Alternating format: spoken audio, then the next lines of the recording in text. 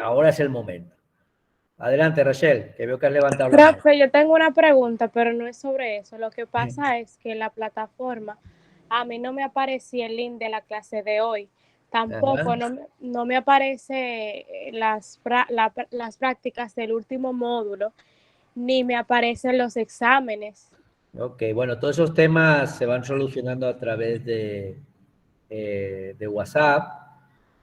Yo voy chequeando algunas ocasiones la parte de WhatsApp, pero vosotros sabéis que normalmente nosotros los profesores estamos más en la parte en la parte educativa, y esa parte más técnica de lo interno de la plataforma, eso ya hay un equipo que son los que se dedican al tema. Entonces yo voy viendo que siempre vais comentando algunas situaciones, pero todo se va solventando. Entonces incluso creo que fue el lunes pasado, hubo una charla ya al respecto de todo lo que son los temas técnicos, y creo que se están solucionando poco a poco todo. O sea que no os preocupéis, que todo lo que os vais diciendo en el WhatsApp se va solucionando.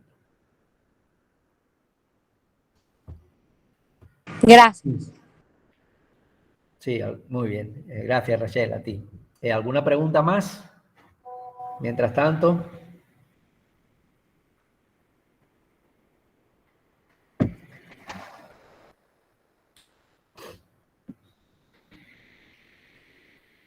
Bueno, pues hoy vamos a hablar de un tema muy interesante. Yo siempre digo que dentro de lo que es la gestión de redes sociales, la persona que se especializa en las gestiones de crisis, pues es como un jugador de pelota. En la pelota existen diferentes jugadores de pelota de diferente calidad. Están los buenos, los muy buenos y las estrellas. Las estrellas son aquellos que sentados en su casa les llegan las ofertas para poder jugar. Entonces, el manejador de crisis, el que se convierte en un experto en manejar crisis y gestiona las crisis de manera profesional y con éxito, pues es esa estrella dentro del mundo de las redes sociales que está muy buscado. Está muy buscado y además se convierte, pues es eso, en un jugador muy especial, y un jugador que también es de los que mejor y más cobra. Entonces, cuando hablamos de crisis, hablamos de esas situaciones que en algunas ocasiones son esporádicas, aunque tenemos en ocasiones clientes que sus crisis son prácticamente diarias, ¿no? Y prácticamente su modus vivendi es estar en crisis. Eso sobre todo ocurre mucho en el mundo de la política. Pero pudiéramos decir que las crisis vienen habitualmente dadas por situaciones específicas. Entonces, uno de los primeros temas es que cuando tenemos que conocer y saber identificar la crisis, es decir, en todo momento tenemos que detectar la crisis lo antes posible. A ver si por favor nos pueden pasar la diapositiva, a la siguiente diapositiva, para que los muchachos puedan ver la siguiente diapositiva, en la cual daremos detalles de lo que es identificar la crisis. Siempre hay momentos, o siempre hay ciertas situaciones que nos llevan a conocer que una crisis nos está llegando. Por eso se hace siempre un protocolo a la hora de que detectamos que hay una crisis. Entonces, hay tres características de una verdadera crisis en redes sociales, o sea, en marketing digital.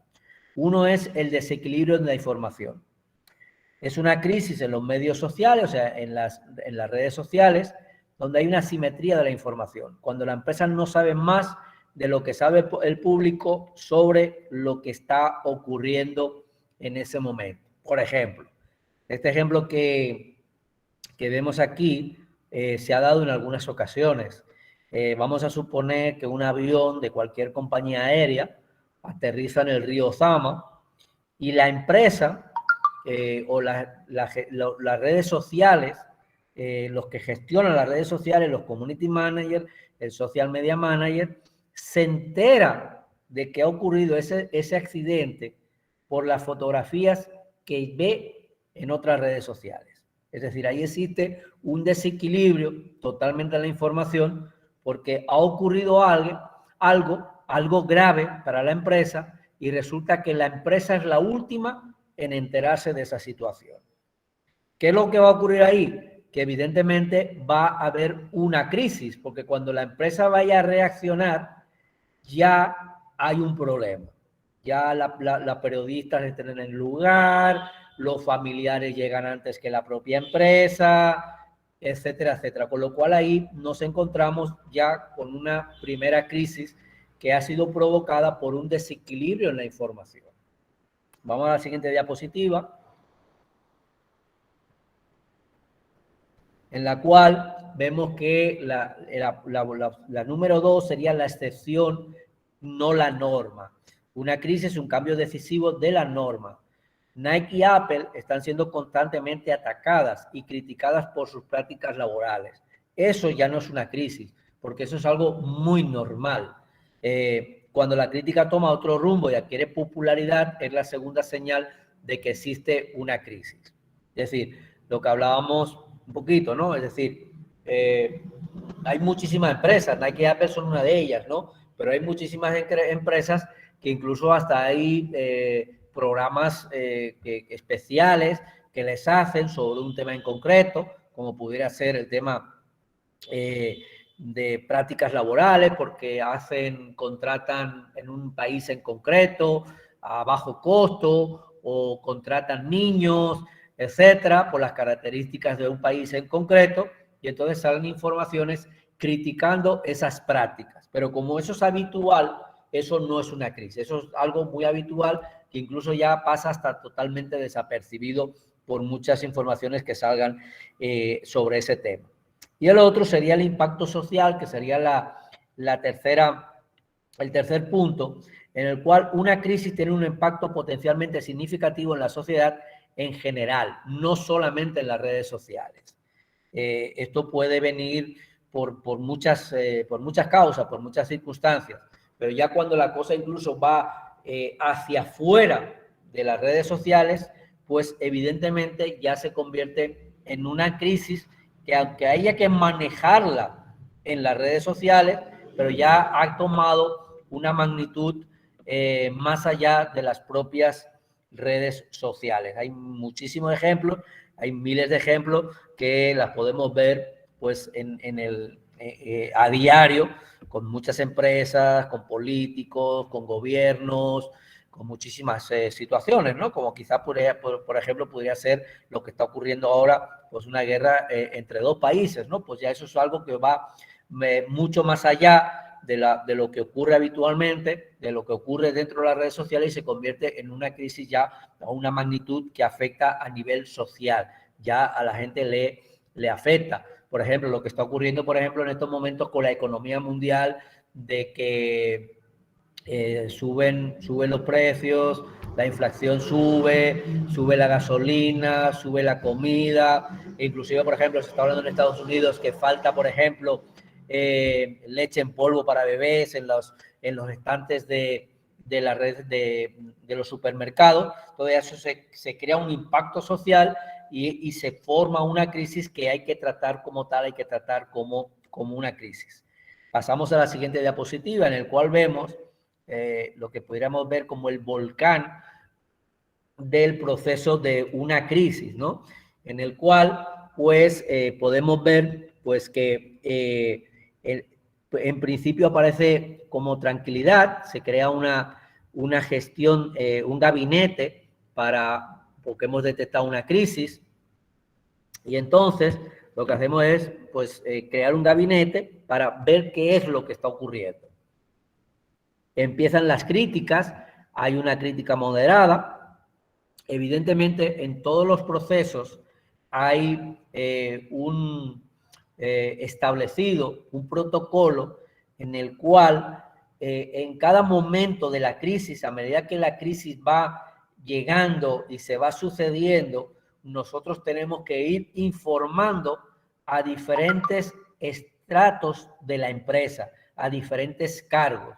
Es decir, primero, cuando nosotros detectamos una crisis en las redes sociales, pues primero evidentemente se le informa, el community manager lo detecta y se le pasa a el social media manager. Dependiendo de la magnitud o del proceso en el cual ya esté la crisis, pasa al director de comunicación y así sucesivamente iremos viendo y detectando a quién, porque eso ya está establecido previamente, a quién hay que ir comunicando los estados de la crisis. Ya cuando se convierte en conflicto, ya llega la crisis, llega el punto más álgido en el volcán, donde ya automáticamente ya se toman incluso decisiones ya por parte de la dirección general de la empresa, por la gerencia de la empresa, y ya cuando empieza a bajar la crisis, vamos también colocando ciertas soluciones hasta que llegamos al final de la crisis, en el cual tenemos que establecer qué es lo que ha ocurrido, tenemos que ver qué es lo que ha ocurrido y tenemos que depurar responsabilidades. Es decir, tenemos que detectar qué ha ocurrido, por qué ha ocurrido la crisis y si ha sido por un tema interno, pues evidentemente tenemos que mejorar los protocolos internos, tenemos que mejorarlos y quizás hay que inclusive hacer una depuración de personal porque la crisis ha sido quizás por algunos errores humanos y hay que hacer una depuración del personal que trabaja en la compañía. Pasamos a la siguiente diapositiva, en la cual aquí vemos qué es lo que tiene que realizar un community manager. Es decir, nosotros que estamos en la parte de redes sociales, todos nosotros que estamos aprendiendo de redes sociales y en un momento dado podemos estar manejando una empresa, las redes sociales de una empresa, podemos estar en un momento dado gestionando una crisis.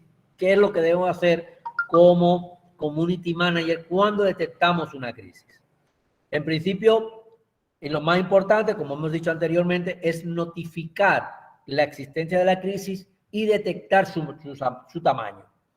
Identificar a quién nos estamos enfrentando, no contestar de manera impulsiva. Este es un punto muy importante. Hay muchas veces que nos podemos sentir parte de la empresa o a lo mejor es nuestra propia empresa y a veces nos sentimos atacados y entonces hacemos una contestación impulsiva. Eso nunca puede ocurrir en las redes sociales. Tenemos que tener un protocolo y seguir ese protocolo y contestar no de manera impulsiva. O sea, si nos está insultando, nosotros no podemos contestar insultando también nosotros. Tenemos que ir escalando a los máximos responsables de la compañía. Evidentemente eso va a ir dependiendo de el estado de la crisis. Como hemos dicho, eso está ya establecido en los protocolos. Crear un mensaje con la versión oficial de la empresa, ofrecer disculpas y comunicar cuando el problema ha sido solucionado. Mantener la transparencia y siempre dar la cara. Habitualmente ocurre que cuando una empresa tiene un problema, tiene una crisis y se esconde, la crisis se magnifica mucho más, porque hay una falta de información, hay una falta de decir qué ha pasado. Entonces, habitualmente ahí lo que se produce es una crisis. Eso lo hemos visto sobre todo en algunas ocasiones en situaciones, por ejemplo, policiales, que a veces ha habido algún tipo de no dar las informaciones en el momento adecuado ante una situación y automáticamente una crisis que se hubiera podido solucionar con un comunicado de prensa se magnifica y cuando nosotros queremos meterle mano a esa crisis resulta que se ha magnificado y ya la crisis hay que tratarla de una manera totalmente distinta. Pasamos a la siguiente diapositiva.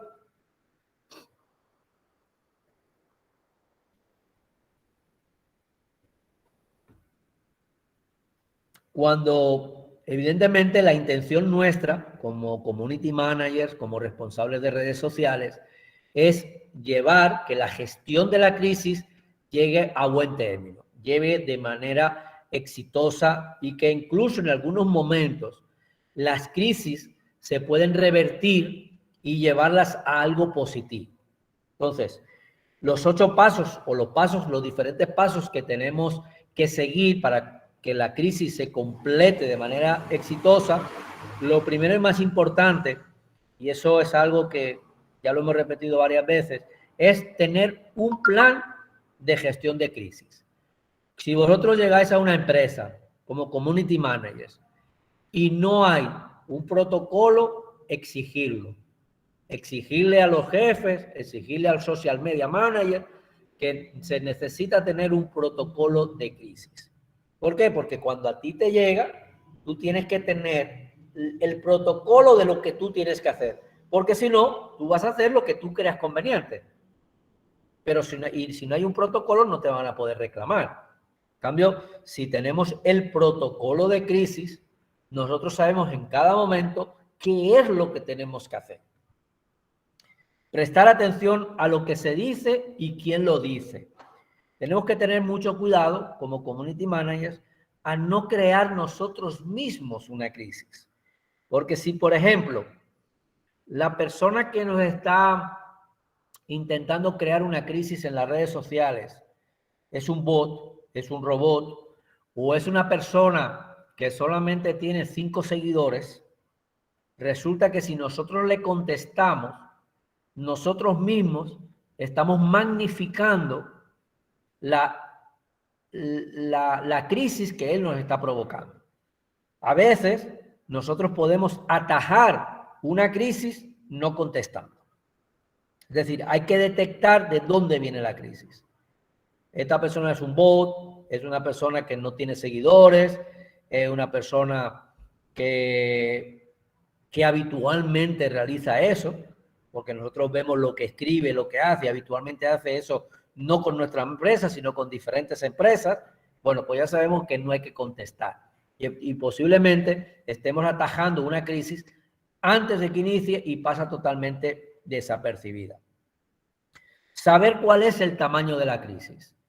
Evidentemente no es lo mismo una persona que diga, por ejemplo, pues que compró un aparato nuestro en una tienda nuestra y se le estropeó a los 2 días, a algo que sea mucho más grande, o sea, algo que sea mucho más importante, que necesita pues quizás una actuación absolutamente inmediata. Reconocer la crisis tan pronto como sea posible. Antes hemos dicho que en el 2 es prestar mucha atención a lo que ocurre en las redes sociales, es decir, saber lo que se dice y quién lo dice. Tenemos que escuchar en las redes sociales qué es lo que está ocurriendo. Con eso nosotros podemos en un momento dado reconocer una crisis prácticamente cuando está en un proceso de incubación, y podemos incluso pues parar la crisis antes de que se convierta en crisis. Eso es lo que a nosotros nos va a convertir en mucho más profesional de gestión de crisis.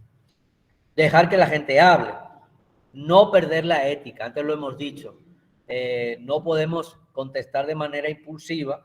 Entre eso está no perder la ética, porque muy probablemente si nosotros contestamos de manera impulsiva, lo más normal y lo más fácil que ocurra es que perdamos la ética. Crear una sección o portal oficial para tratar la crisis. Eso es también algo muy habitual y que habéis visto en muchísimas ocasiones.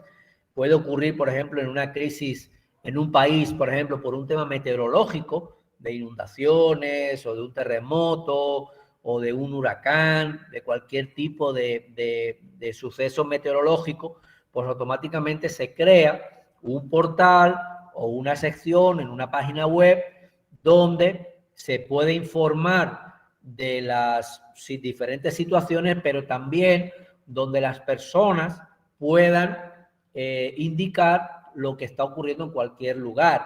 Por ejemplo, Facebook en esa parte, Facebook trabaja bastante bien.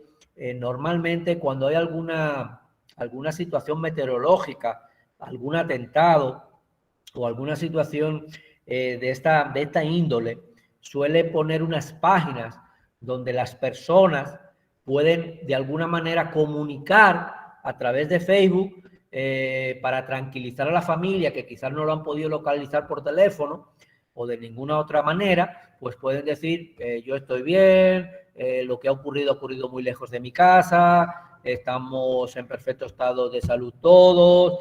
Es decir, ante cualquier situación, Facebook siempre, de esta índole, siempre crea una página específica para que la gente pueda informar que está en una buena situación de salud.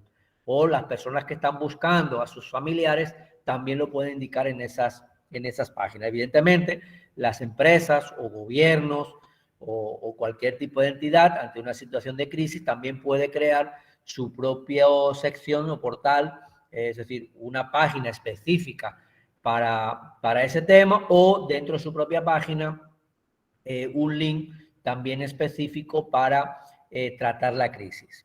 Y como último, que lo hemos comentado también anteriormente, convertir lo negativo en positivo. Siempre tenemos que intentar, después de una crisis, convertir esa parte negativa, convertirla en positiva, ¿no? Vamos a suponer, por ejemplo, pues vamos a suponer, ¿no? Un político que se le acusa de corrupción y después sale que no es culpable, pues evidentemente él va a aprovechar pues esa situación de que había sido acusado de manera errónea, y lo puede convertir en positivo y puede llegar a conseguir más allegados, puede conseguir más seguidores, puede conseguir más votos ante una situación de que él pues puede decir que esa situación pues le ha sido pues desfavorable, y lo convierte en una situación favorable. Vamos a ver ahora unos videos que vamos a ver aquí a continuación. Vamos a empezar primero con un video de Peña Nieto, en la cual vamos a ver una situación de crisis y cómo fue ocurriendo.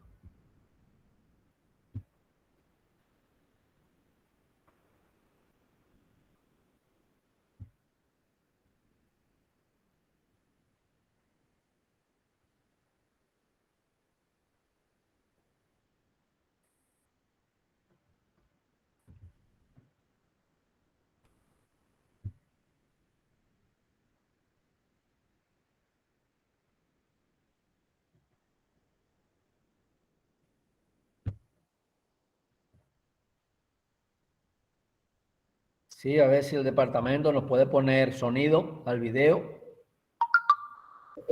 ¿Puede ser usted el Obama mexicano?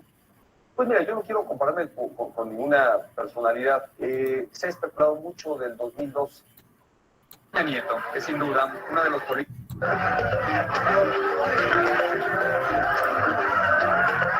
Enrique Peña Nieto es sin duda uno de los políticos más populares que hay actualmente en México.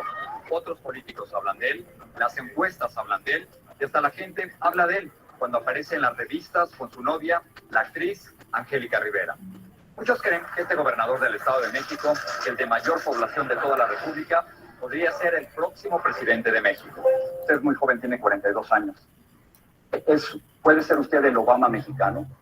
Pues mira, yo no quiero compararme con ninguna personalidad. Se ha especulado mucho del 2012, yo creo de forma muy anticipada. Yo dejaría correr el tiempo, ver qué viene y entonces tomar una decisión que la tendré a su debido tiempo. Pero usted tiene la ilusión de ser presidente de México. Tengo la ilusión hoy de servir bien en mi estado y desde mi estado poder hacer contribución a que este país le vaya mejor. Las encuestas dicen que si hoy hubiera elecciones en México, usted ganaría. Pero ni son elecciones y estamos todavía lejos de los tiempos de la elección presidencial.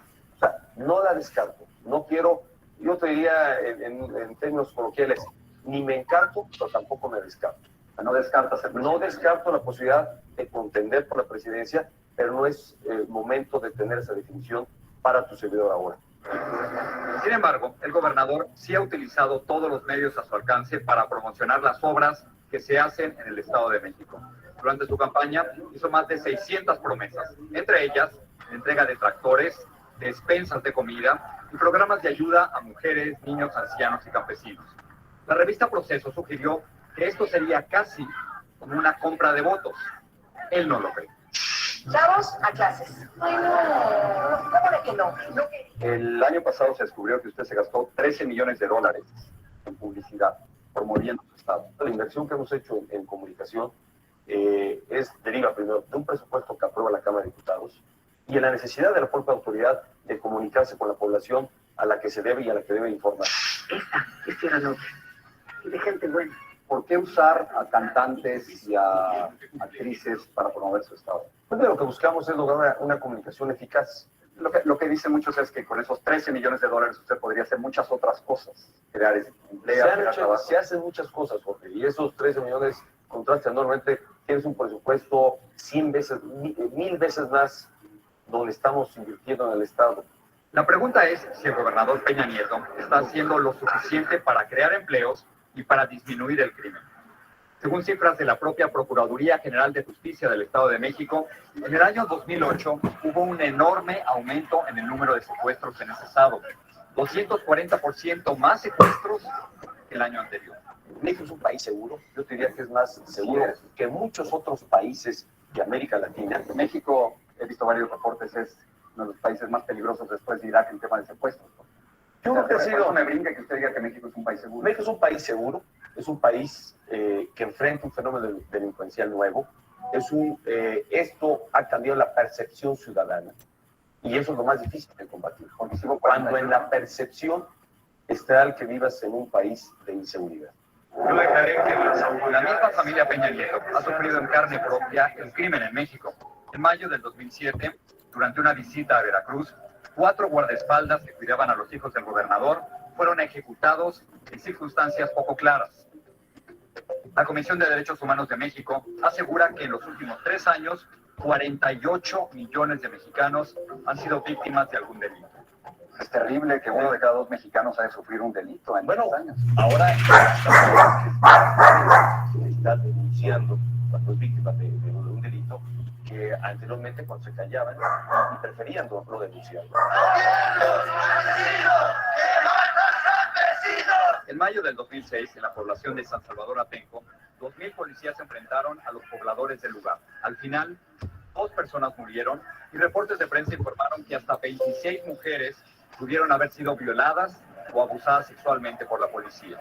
Si México es un país seguro y se cumplen las leyes, ¿cómo es posible que solo un policía haya sido sentenciado? Fueron más de 20 policías a quienes se logró imputar directamente alguna responsabilidad. Cuando se ha hablado de violaciones, de ultrajes, yo te diría, son presunciones y son señalamientos que algunas mujeres hicieron, pero que en ninguno de los casos, solamente o prácticamente ninguno, quedó debidamente probado.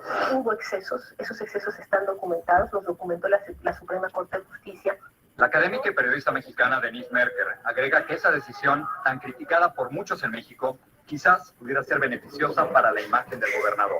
Así de tenso es el ambiente en un país en donde están habiendo esta cantidad de asesinatos y toda esta sensación de que el Estado no tiene o que los gobiernos no tienen la capacidad ni la prestancia, digamos, para actuar de forma eficaz e inmediata. Peña Nieto se presenta como un político moderno, computarizado, que textea en su BlackBerry distinto a otros miembros de su propio partido. Sin embargo, Denise Merker no está tan convencida de que Peña Nieto represente un cambio real en la política mexicana. No, no es cambio, porque yo nunca le he visto a Peña Nieto una política realmente distinta. En general, Peña Nieto es joven, pero no es nuevo. Es el PRI, y tampoco es un nuevo PRI, es joven y es priista, punto. ¿Por qué es usted priista? El PRI durante 71 años en México tuvo la imagen de ser un partido muy corrupto, un partido vinculado con asesinatos, con la matanza del 68. Soy priista, primero porque nací en una familia priista y una formación priista, y después lo soy por convicción, Jorge, porque creo que es un partido que ha asumido un nuevo rol político en una nueva etapa de nuestra historia. ¿Cuánto dinero tiene usted? Digo, no traigo la cifra exacta de cuánto tengo en el banco, pero declaré mis cuentas, cuánto tengo en mi banco, cuáles son mis propiedades, básicamente lo que aparece hoy en la página. Pero, por ejemplo, desde 1990, usted ha tenido solo puestos públicos. Si yo le sumo sus salarios desde el 90 hasta el 2009, ¿yo me voy a encontrar con lo que usted tiene en el banco? Sí. O sea, usted no es millonario. No, no lo soy. En la prensa mexicana ha aumentado el interés en la vida privada de este personaje público desde la súbita muerte de su esposa, Mónica Fretelini, el 11 de enero del 2007. Gobernador, ¿Su esposa cómo murió? mira, bueno, pues en su momento la explicación fue algo intempestivamente. Ella llevaba 2 años de tener alguna enfermedad parecida a lo que era sus tertores, se fue el nombre el nombre de la enfermedad puntual, epilepsia, pero no era epilepsia probablemente, pero algo parecido a la epilepsia. Lamentablemente, en algún momento, yo no estaba con ella, tuvo un ataque parecido a esto y lamentablemente perdió la vida. Yo cuando ya la encontré en su momento en nuestra recámara, pues ya estaba prácticamente muerta y el médico en su momento, y ahí está el parte médico, explicó ampliamente, con los términos médicos que yo no podría hoy señalarte, pero ampliamente cuál había sido la causa de su fallecimiento. 2 años después del doloroso incidente, el gobernador Peña Nieto ha estado en los titulares de las revistas de espectáculos. Inevitablemente usted ha entrado ya en el mundo nada más de la política, sino también del espectáculo. Esta revista, ¿quién lo pone junto con Angélica Rivera como la pareja más atractiva de México? Pues, te repito, yo creo que es parte de esta dinámica en la que estamos. Nos ocupa que lo que es tu vida privada resulta que no es tan privada, se vuelve pública. El gobernador y la actriz se conocieron cuando ella estaba haciendo comerciales para el Estado de México. Hoy leí una que dice que se iba a casar. Yo también la vi, no tiene sustento, mi relación con Angélica es espléndida, llevamos ya algunos meses, 8 meses de novios, y bueno, pues ahora el tiempo dirá qué ocurre entre nosotros, pero sí, hoy hay quien anticipa, espero que ya hayamos terminado, luego que ya le entregué un anillo, que ya nos vamos a desposar, cosa que no es cierto. La verdad es que tengo una relación muy estable, estoy muy contento, pero los dos lo estamos, y veremos qué ocurre de tiempo. Y termino con esto, para ser presidente de México hay que estar casado, hay que tener esposa. Pues yo creo que no es un requisito de ley, y dejemos que en el tiempo demos de tiempo al tiempo, Jorge, donde vendrán decisiones de orden personal y familiar, y donde también tendremos las decisiones de orden político, como la que tú me preguntaste, y que tendrás una respuesta a su debido tiempo. Bueno, yo les voy a preguntar qué les ha parecido. Como ustedes saben, Peña Nieto, aún con esta entrevista, que evidentemente le provocó mucha crisis, fue un gobernador que finalmente pues, llegó a ser presidente de México. Pero evidentemente esta entrevista provocó muchas crisis, pero que evidentemente bien gestionadas en las redes sociales y convertirlas en positivas, pues evidentemente, a pesar de todos los pesares, le llevó a ser después presidente de México, porque allí hubo muchas acusaciones en las que realmente, a pesar de ciertas respuestas, algunas un poquito evasivas, pero después a veces en la misma entrevista, o sea, cuando ya se televisaba, pues le contestaban con otra entrevista con otra persona o con informaciones que salían sobre algo desmintiendo lo que él había dicho, pero finalmente terminó como presidente de México. ¿Qué opinan ustedes? ¿Quién levanta la mano? ¿Quién habla directamente? Adelante, Erlín. Sí, primero Erlín. Erlín, adelante.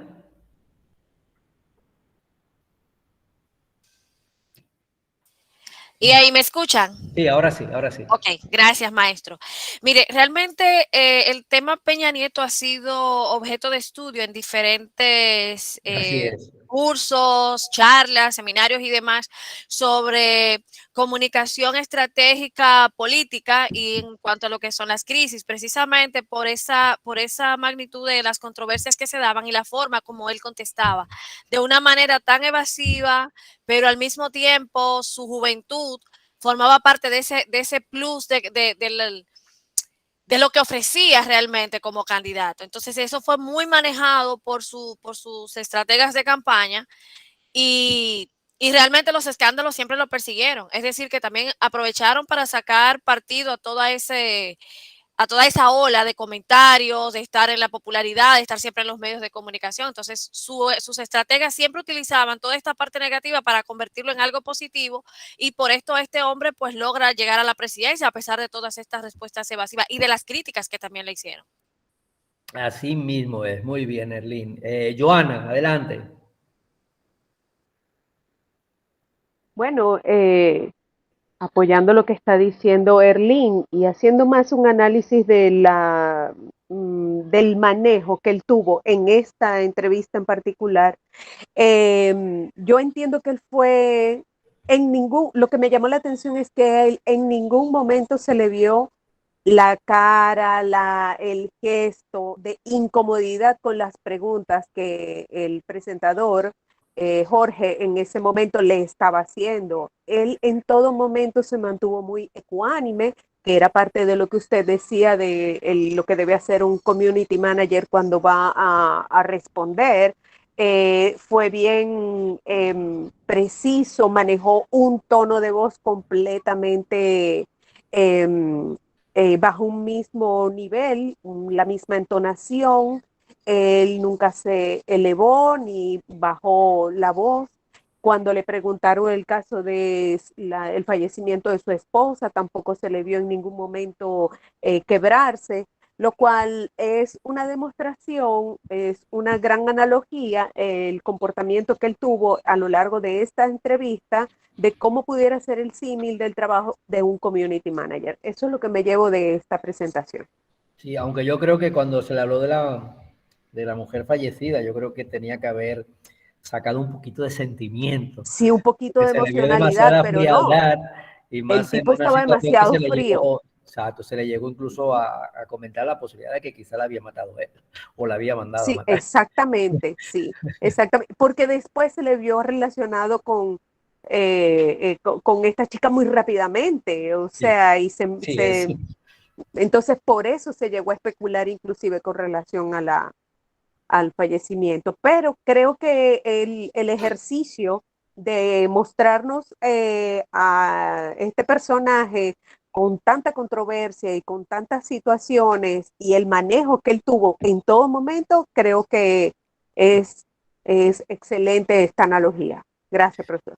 Muy bien, sí, porque además, precisamente, el colocarlo a él, como bien habéis dicho vosotras, que incluso ha sido cuestión de estudios, pero realmente, bueno, pues el haber tenido esa entrevista y después realmente haber llegado realmente a presidente, pues significa que hubo un buen manejo después de esa entrevista, porque después de esa entrevista hubo que manejar muy bien las redes sociales. Vamos a la siguiente crisis, vamos a ver otro video, que también es un video muy interesante.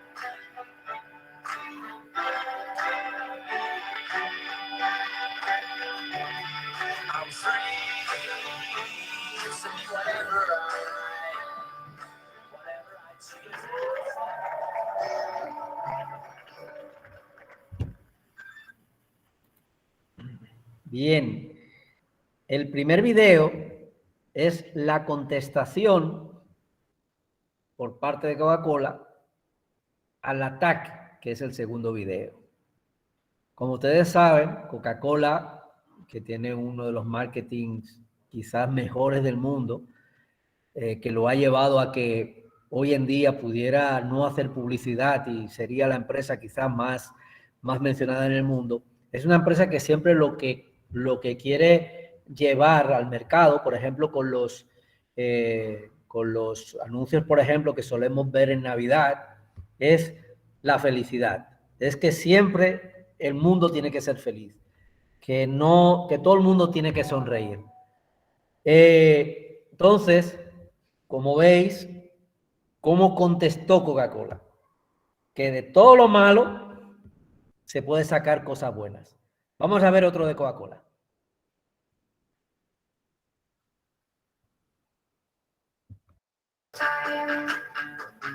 All my friends in the loop, making up for tea.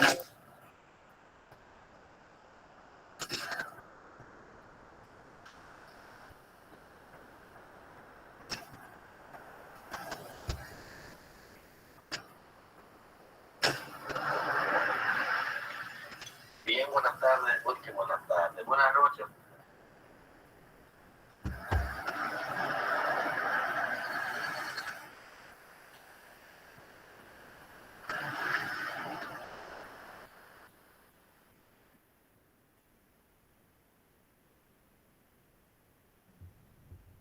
Sí, como veis, bueno, Coca-Cola pues ha sido una empresa que siempre ha sido atacada por diferentes, siempre por temas medioambientales, siempre por temas de trabajos en países donde la mano de obra es barata o contratación de niños. Y la contestación por parte de Coca-Cola siempre es la felicidad. Siempre es que hay más cosas felices que no malas en el mundo, ¿no? La cantidad de juguetes que se fabrican es más grande que la cantidad de armas que se fabrican. A mí el que siempre me ha llamado mucho la atención, siempre que veo ese video, es que se fabrican más billetes de Monopoly, del juego de Monopoly, que dólares que puedan imprimirse. Es decir, siempre la Coca-Cola se defiende con la felicidad. Y siempre ha intentado en su marketing dar la imagen de que beber una Coca-Cola es hacerte feliz. Es que beber una Coca-Cola te va a hacer sonreír. Y esa es la imagen que siempre presenta Coca-Cola. Adelante, Erlín. Sí, maestro. Algo que llama la atención es que aunque ellos promueven la felicidad, fíjese cómo ellos utilizan esa relación en el marketing de los sentimientos, pero al mismo tiempo con una realidad histórica. Sabemos que crear un cohete, diseñar un cohete, tiene una trascendencia importante para la ciencia, para muchísimas áreas. O sea, los logros del ser humano, pero en el caso de lo que ocurre con las guerras, como ellos lo cuentan, es decir, ok, se perdieron vidas, pero se lograron cosas positivas. Entonces, está como mandando ese mensaje, sí, está bien, hay situaciones que están aconteciendo por vía de Coca-Cola, pero estamos haciendo otras cosas buenas. Básicamente eso es lo que se puede como también captar por esa vía. Sí, así mismo. Sería como decir, hay 2 países en guerra, pero hay 200 países que no están en guerra. Es decir, siempre le busca la parte positiva a cualquier situación, incluso a los ataques que les hacen. Y siempre su marketing siempre es positivismo, siempre es sonrisa, siempre es felicidad y siempre las cosas buenas que tiene la vida, las cosas buenas que hay en el mundo. ¿Algún comentario más? Adelante, Yana. Lo otro es que esa mezcla que ellos hacen, como acaba de decir la compañera, de historia y todo eso, que cualquiera diría que, wow, no tiene nada que ver porque ellos simplemente están promocionando una bebida, es simplemente algo para tomar. Y ellos hacen esa combinación de tantas cosas que, oye, es una idea increíble porque es que ellos relacionan dos cosas que no tienen que ver una con la otra. Ellos lo mezclan para poder hacer ese comercial, ese anuncio, para poder crear ese marketing. Entonces es asombrosa la manera en la que trabajan, de verdad. Sí, bueno, realmente en el mundo del marketing Coca-Cola es un hito y si os fijáis en los anuncios de Coca-Cola, realmente nunca te venden Coca-Cola, nunca te dicen compra, nunca te dicen cuál es el precio, sino te enseñan felicidad y te pueden enseñar a una persona sonriente tomando Coca-Cola, te pueden enseñar a Papá Noel guiando un camión grande de Coca-Cola, pero feliz, contento, alegre. Papá Noel significa llevar felicidad a la casa, a los niños en Navidad, y siempre te presenta, sin venderte específicamente, sino imágenes que te incitan a beber Coca-Cola porque tú ves a alguien bebiendo una Coca-Cola y es feliz. Entonces, siempre te llevan a esa situación que tú terminas de ver un anuncio y dices, no tengo Coca-Cola hoy en la nevera, no tengo mañana tengo que comprar una Coca-Cola. Siempre te llevan a esa situación y ellos, ante cualquier crisis, responden exactamente igual.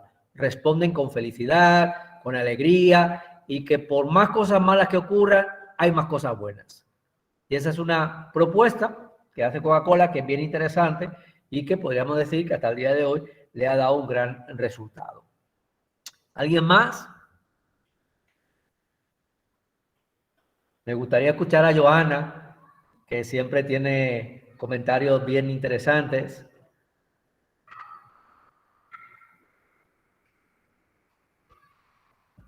Gracias, profe, pero apoyo lo que han comentado hasta ahora y lo que tengo para decir en relación a Coca-Cola es que dentro de las empresas que a mi entender tienen un mercadeo estupendo, Coca-Cola se encuentra dentro del top 5 para mí. Sí, sí, sí, sin lugar a dudas. Además, yo creo que realmente está en el top 1 porque lo que hace Coca-Cola es realmente impresionante. Un manejo impecable de transformar, de sacar de lo negativo lo positivo. Siempre lo hacen estupendo. Así es. Sí, esa estrategia realmente, como decimos, es una estrategia que siempre ha dado un excelente resultado a Coca-Cola y que le ha llevado de alguna manera algo que ya habéis empezado a estudiar, que es el buen posicionamiento de la marca. Es decir, ya es una marca que está totalmente posicionada y sin vender el producto, tú compras el producto. Ellos no te están diciendo compra, no te están diciendo vale tanto. Tú vas a comprar la Coca-Cola y tú no miras el precio. Tú quieres una Coca-Cola, te apetece una Coca-Cola y tú la compras. A ti no te importa lo que pagues por la Coca-Cola, porque sabes que la Coca-Cola te va a traer sonrisa, te va a traer felicidad, te va a quitar el estrés que tienes, te va a quitar la tristeza que tienes, porque esa es la imagen que Coca-Cola te lleva a la psiquis de tu mente. Es lo que realmente se consigue con esta publicidad muy bien gestionada, muy bien estudiada, y que pues Coca-Cola pues la ha llevado a unos extremos realmente a convertirse pues en una bebida número 1 en el mundo, donde todo el mundo sabe la competencia que siempre ha tenido con Pepsi-Cola, por ejemplo. Yo el otro día estuve viendo un video bien interesante, que ese no lo tenemos a mano, pero lo recuerdo porque lo he visto en muchas ocasiones, de un niño sacar de una caja expendedora dos latas de Pepsi, y entonces con esas 2 latas de Pepsi ponerlas en el suelo, subirse a las 2 latas de Pepsi para poder llegar al botón de la Coca-Cola. Es decir, y utilizan la imagen de un niño feliz, alegre, que incluso paga por 2 latas que no se las va a tomar para poder llegar al botón donde dice Coca-Cola y poder sacar su Coca-Cola. O sea, realmente es un tema, es una industria, la publicidad de Coca-Cola, que es muy interesante para estudiar e ir viendo todas esas técnicas que utilizan, porque son bien interesantes. Relacionado un poquito también con este tema, y a mí me gusta mucho hablar de noticias actuales, siempre digo que es muy importante que, sobre todo en el mundo de las redes sociales, necesitamos ser bastante autodidactas, tenemos que estar muy al día de todo lo que ocurre en las redes sociales, ver cuáles son las tendencias, ver cuáles son las novedades en cada una de las redes sociales, porque donde antes teníamos una red social que su principal activo eran las fotografías, ahora resulta que pasaron a hacer los videos, y ahora además de los videos, ya la tendencia no es los videos horizontales, sino que son los videos verticales. Entonces tenemos que estar en todo momento muy atentos a esta situación. Entonces, en los últimos días está saliendo una información que yo os invito a que sigáis muy de cerca todos y busquéis informaciones y estéis muy al día, porque vosotros sabéis que Elon Musk va a comprar Twitter, se está hablando de que va a comprar Twitter, pero en la jornada de hoy, o creo que fue esta madrugada, él puso en stand-by esa compra. Dijo, se paraliza la compra. ¿Y por qué? Porque una de las ideas que tiene Elon Musk con Twitter es eliminar los bots, eliminar las cuentas falsas. Y parece ser que en ese proceso de compra, parece ser que ha habido alguna información de que la cantidad de usuarios falsos o de bots era bastante superior al 5% de lo que en principio se le había comunicado a él. Entonces, él ha paralizado la compra.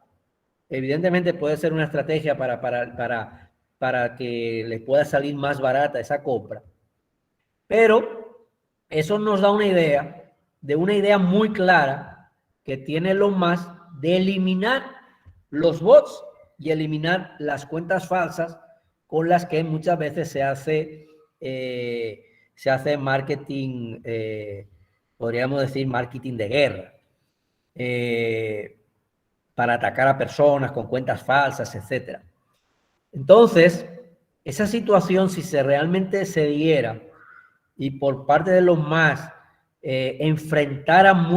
hiciera un frente muy fuerte en contra de los bots y en contra de las cuentas falsas, eso nos llevaría a una situación, sobre todo en el marketing político, muy distinto, porque como sabéis, en el marketing político se utiliza mucho el uso de cuentas falsas y el uso de bots para viralizar o bien cosas favorables o bien cosas negativas o bien para atacar.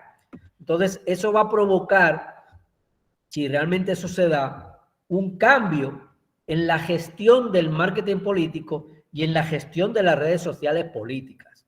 Yo incluso hoy escribí en el Twitter que si eso ocurre, vamos a ver si esos asesores políticos sin bots son tan buenos asesores políticos. Porque quizás algunos asesores políticos que abusan de los bots y abusan de esas cuentas falsas, sobre todo para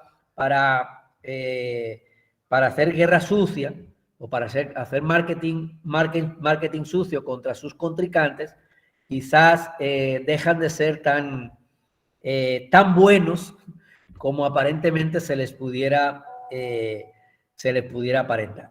Así que, bueno, les voy a dejar 3 minutos si alguien quiere hacer algún comentario sobre todo lo que hemos visto o sobre este último comentario mío, que no sé si teníais constancia de esa situación y qué os parece esa posibilidad de que puedan desaparecer de las redes sociales, por lo menos de Twitter, lo que son los bots y las cuentas falsas. Adelante, ¿quién habla? Adelante, Erlín. Adelante, Erlín, puedes abrir el micrófono.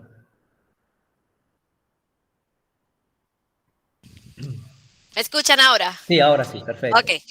Yo digo que los trabajos periodísticos que se han realizado desde febrero, que han evidenciado cómo políticos han utilizado las cuentas falsas para beneficiar su popularidad, han dejado al descubierto muchas cosas. Es decir, que para algunos especialistas de estos temas, pues lo que Elon Musk dice de los bots es algo que ya ellos lo sabían. De hecho, en Netflix hay una película, no recuerdo el nombre, donde se maneja muchísimo este tema de la manipulación a través de las redes sociales, las cuentas falsas, los ataques, los hitters, o sea, creo que se llama así, creo que hitters.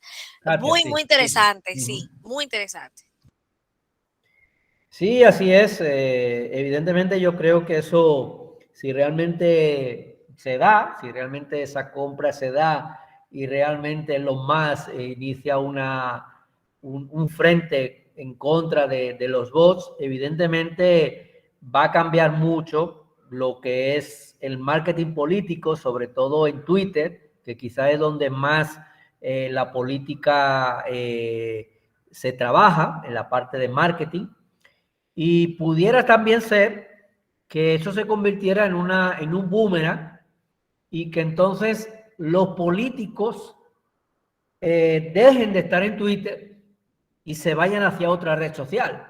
Y eso pueda provocar una caída importante de la red social Twitter. Es decir, pudiera ocurrir que lo que simplemente se provoca es un cambio de manejo, pero también pudiera ocurrir que quizás otras redes sociales digan, bueno, vamos a aprovechar esta situación, vamos a abrir la mano, vamos a permitir bots, vamos a permitir robots, vamos a permitir cuentas falsas, y entonces eso provoque todo lo contrario, como bien dice Erlín, un transfugismo social.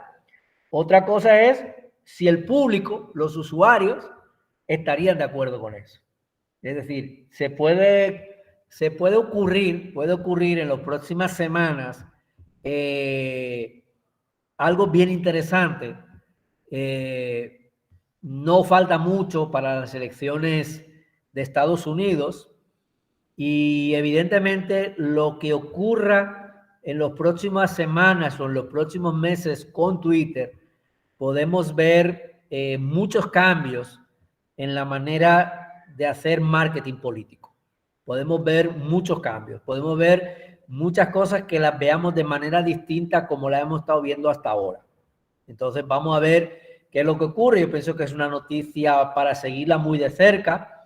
No sé si alguno de vosotros está en el marketing político y si alguno de vosotros está en el marketing político o tiene la posibilidad de trabajar marketing político en las próximas elecciones, sea aquí o fuera, pues evidentemente eso eso que está ocurriendo en estos momentos hay que tenerlo muy en cuenta y ver qué es lo que va sucediendo. Yo particularmente en las últimas semanas estoy siguiendo muy de cerca todo lo que está ocurriendo con la compra, con la venta o la compra de Twitter, depende cómo lo veamos, porque pienso que eso puede puede provocar muchos cambios, incluso muchas tendencias